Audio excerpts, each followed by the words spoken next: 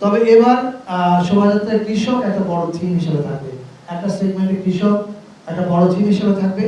আর ইসলামী দলগুলো এটা ক্ষেত্রে আমরা বলি যে আপনারা খেয়াল করে দেখবেন যে আমরা যখন অল ইনক্লুসিভ বলছি আমরা তখন ইসলাম, বৌদ্ধ, হিন্দু, মুসলমান, বৌদ্ধ, হিন্দু শোভাযাত্রা এটা তো মানে মধ্যবিত্তদের চালু করা, রাইট? কিন্তু এটা ট্র্যাডিশনাল ছিল চৈত্র সংক্রান্তি এবং এটার সঙ্গে ফসল সম্পর্কিত ছিল। কিন্তু যে কোনোভাবে আমাদের শোভাযাত্রা এগুলো কখনো স্থান পায়নি। আমরা আগের কিউরেশনগুলো কিভাবে হতো এটা আমি জানি না, আমি মন্তব্য করতে চাই না। তবে এবার শোভাযাত্রায় কৃষক একটা বড় থিম হিসেবে থাকবে, একটা সেগমেন্টে কৃষক একটা বড় থিম হিসেবে থাকবে। আর ইসলামী দলগুলো এটা ক্ষেত্রে আমরা বলি যে আপনারা খেয়াল করে দেখবেন যে আমরা যখন অল ইনক্লুসিভ বলছি আমরা তখন ইসলাম, বৌদ্ধ, হিন্দু, মুসলমান, বৌদ্ধ, হিন্দু সবার কথা বলছি।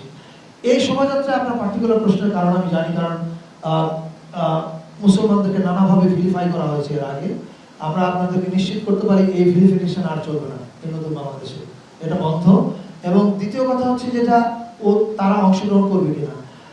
আপনি জানলে খুশি হবেন যে আমাদের যে নববর্ষের প্রস্তুতি সভা হয়েছে সেই প্রস্তুতি সভায় এই প্রথমবারের মতো ছায়ানট, সুরের ধারা, আবার ওদিকে বাম্বা, সাইমুম শিল্প গোষ্ঠী, BNP, Jamaat Islami, NCP, everybody participated, which is a clear sign যে আমরা একটা অল ইনক্লুসিভ বাংলাদেশের দিকে আগাচ্ছি।